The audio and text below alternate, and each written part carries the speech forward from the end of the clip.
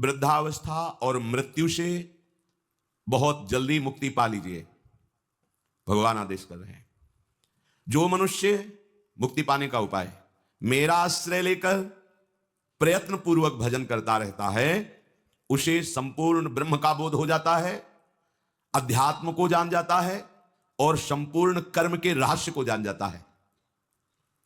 जो जरा मरण से मोक्ष पाना चाहता है, पहला उपाय है श्री भगवान की शरण। वो हम कैसे हो ये भी नहीं जानते, तो फिर भगवान कृपा करके अपने प्रेमी महाभागवतों का संग दे देते हैं।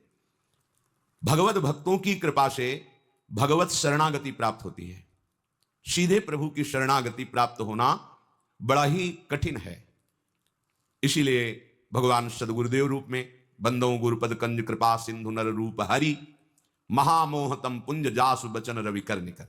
पर ध्यान दीजिए, गुरुदेव का वर्ण किया जाता है संसार से मुक्त होने के लिए, और इस वर्ण का स्वरूप होता है मन से, वचन से, आचरण से। आज से हम आपके सदैव आज्ञा अनुसार बर्ताव करेंगे।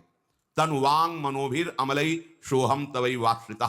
मैं मन वचन कर्म से अन्य किसी कामना का आश्रय लेकर नहीं, केवल भगवत प्राप्ति के लिए हे स्वामिनी जू, हे सदगुरुदेव जू, आपकी शरण में सोहम तवई वाश्रिता।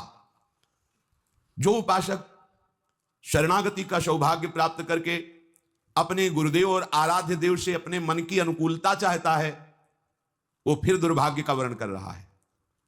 ध्यान देने का विषय है, हम अपने मन की अनुकूलता, शरीर की अनुकूलता, भोगों की अनुकूलता का त्याग करने के लिए शरणागत हुए हैं।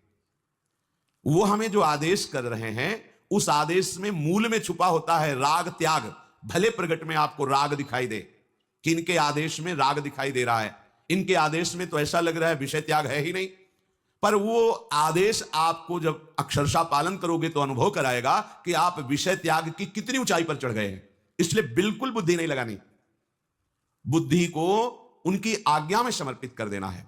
कोई बड़ा भाग्यशाली उपासक होता है, जीवन अर्पित करके एक एक कदम उनकी आज्ञा के अनुसार चलता है। अब जोई कहें करें हम सोई, बस ये जीवन बना लेना चाहिए। अगर ये जीवन बन गया तो जरा मरण मोक्षाय के लिए आपको अन्य कोई साधन नहीं करना पड़ेगा। अब आपको कोई चिंता नहीं होगी। जैसे चतुर केवट की नाव में कोई बैठ जाए तो निश्चिंत होकर नदी पार हो जाता है, उसको चिंता नहीं रहती, ऐसे चतुर खेवैया सदगुरुदेव की आज्ञा रूपी नौका पर जो उपासक बैठ गया, सुखपूर्वक भव समुद्र से तर जाता है। उसे पता ही नहीं चलता हम कितना भव समुद्र से बाहर हो चुके हैं। और जो तैर करके जाना चाहता है तो अथाह और अगाध है, बड़ा मुश्किल है। कोई बिरला तैर करके जाना, कोई बिरला। उस बिरले में भगवान या भगवान ही कृपा करके ऐसा बल दे, जो निर्विघ्न पंथ निर्वाही सो कैवल्य परम पद लाई। और वो कैवल्य परम पद जो भगवद आश्रित गुरुदेव की आज्ञा पर चलते हैं, उनको ऐसा सुख प्राप्त होता है, दीयमानम न गृह्णन्ति। वो देने पर भी उसे स्वीकार नहीं करते। नहीं चाहिए परम पद, बस आपके निरंतर संग में, आपकी मुख माधुरी का पान करते हुए, लीला गुण का गायन दर्शन करते हुए सदैव हम आपके श्री चरणों की दास्ता में रहे। मुझे और कुछ नहीं चाहिए। दीयमानम न गृह्णन्ति बिना मत सेवनम जनाहा। हम शरणागत के भाव को समझें। यदि अपना अस्तित्व हम बनाए रखे तो शरणागत हमने किसको किया? तन हमारी अनुकूल वृत्ति के अनुसार, मन हमारी अनुकूल वृत्ति के अनुसार, वचन हमारे जैसे मन में आया वैसे बोले, और हम अपना अस्तित्व स्त्री पुरुष शरीर आदि को लेके। तो शरणागत आपने किसको किया? एक नाटक ही तो किया, आप शरणागत तो हुए नहीं। शरणागत तो तनु वांग मनोभिर अमलई सोहम तवई वास्यता। तनु ये बिक गया, आप जैसा गुरुदेव आदेश करेंगे। मन, अब तुमको अय मन गुरुदेव की आज्ञा के अनुसार संकल्प करना होगा। स्वेच्छाचारी मन, अब तेरा स्वतंत्रता का खेल खत्म हो गया। अब तो तुझे गुरु की आज्ञा में परतंत्र होना पड़ेगा। जिसका मन गुरुदेव की आज्ञा में परतंत्र होता है, माया उसे कभी परास्त नहीं कर सकती। जिसका मन स्वच्छंदता पूर्वक विचरण करता है, वो माया में प्रकृति में ही होता है। वचन पातिव्रत धर्म की तरह रसना कटो जो अन रटो। सोहम प्रियाजू के चरणारविंद में अर्पित। अब क्या जरा और मरण का कोई भय रह जाएगा? नहीं। शरणागति मात्र से भगवान कह रहे हैं वो संपूर्ण ब्रह्म को जान जाएगा, अध्यात्म को जान जाएगा, कर्म के रहस्य को जान जाएगा, क्योंकि इसके जनाने वाले स्वयं जगत गुरु प्रभु हैं, जिनका आश्रय लिया गया है, हम जिनकी शरण में हुए। बस शरणागति के भाव को समझना है। शरणागत तो शास्त्रों हो रहे हैं, पर शरणागत की रहनी और आचरण कोई बिरला ही कर पा रहा है। अपने अहम के द्वारा प्रेरित मन के अनुसार चलना यह शरणागत का लक्षण नहीं है। आराध्य देव गुरुदेव की आज्ञा के अनुसार मन को चलाना, शरीर की संपूर्ण चेष्टाएं उनके अनुकूल करना, श्री कृष्ण अनुकूलेन प्रतिकूलस्य वर्जनम, उनके प्रतिकूल स्वप्न में भी ना मन में, ना तन में, ना वचन में कोई चेष्टा निहाल हो गए।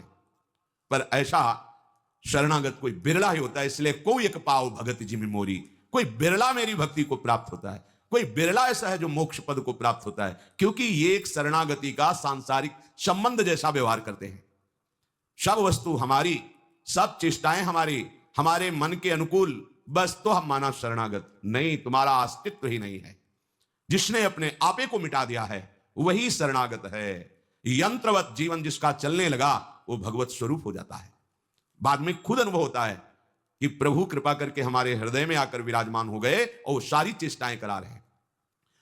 जो गुरुजन महापुरुष हैं उनकी आज्ञा पर विचार करने का अवसर नहीं होता। अब विचार करेंगे, आपने कहा है, देखेंगे कैसा होगा।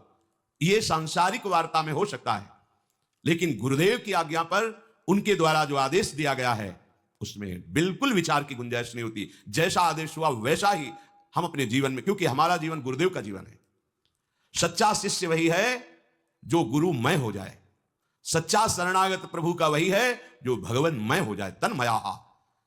ये अनुभव होने लगे कि ये शरीर गुरुदेव का, ये मन गुरुदेव का, इसकी चेष्टाएं गुरुदेव की, और मैं स्वयं गुरु स्वरूप। ये हुआ शिष्य का स्वरूप। शिष्य की पवित्र शिष्यता गुरु की महामहिमा में ऐसे लीन हुई कि शिष्य शिष्य नहीं रह गया, वो गुरु स्वरूप हो गया। जानत तुम्हें तुम्हें हो जाए, तन मन वचन सब गुरुदेव स्वरूप हो गए। अब हो गई पूर्णता। जरा मरण मोक्षाय स्थिति अपने आप हो गई, क्योंकि इसी का तो भय था, और जिसका भय था वो समर्पित हो गया, और ऐसी जगह समर्पित हुआ कि जिसका था, जिसका है, जिसका रहेगा, उसी का हो गया। मेरा माना हुआ भ्रम नष्ट हो गया। समझिए, मेरा माना हुआ भ्रम नष्ट हो गया। ये भ्रम नष्ट हो जाना ही विशुद्ध ज्ञान है। जा सुकृपा